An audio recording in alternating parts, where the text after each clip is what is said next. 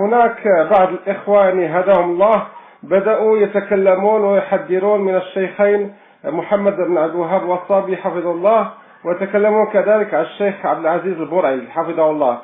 فما يعني بناء على كلام صدر من بعض طلبة العلم الصغار، فما هي نصيحتكم لهؤلاء الإخوة يعني وجزاكم الله خيرا؟ أقول أنت سألت أو قلت إن هناك ناسا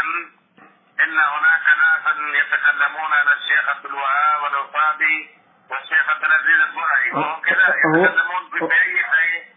يعني يحذرون، يعني مثلا الشيخ محمد الوهاب الوصابي يحذرون منه، يعني بناء على كلام صدر من طلبة العلم.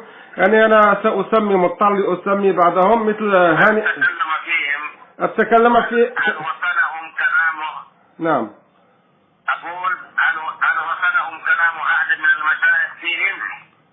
نعم، يعني يبنون تحذيرهم على كلام صدر من بعض طلبة العلم مثل من أمثال هاني بن بريك وبعض. أنا الذي يقول إن هؤلاء الذين يتكلمون في هؤلاء المشايخ عبد الوهاب الوصابي وكذلك عبد العزيز البرعي وحتى محمد الإمام، أنا أقول أن نخاف الله تعالى فيهم، وناس أصحاب العقيدة الصحيحة جزاهم الله خير، والذين يتكلمون فيهم يحسبون عند الله ثم يكونوا يعني مخطئين عند الناس أيضا.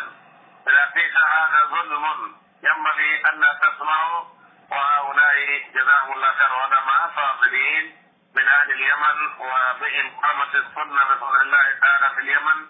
فالذين يتكلمون مساكين هؤلاء مقلدين ما يفهمون، إذا تكلم أحد كلمة يطيرون بها، وقد يكونون لا يعرفون معنى الجرح والتعديل وإليه تكلموا كلام من هذا النوع. فأنتم لا تسمعوا كلامهم واحترموا المشايخ هؤلاء، وأيضا استفيدوا منهم إذا قدرتم. نعم، بارك الله فيك.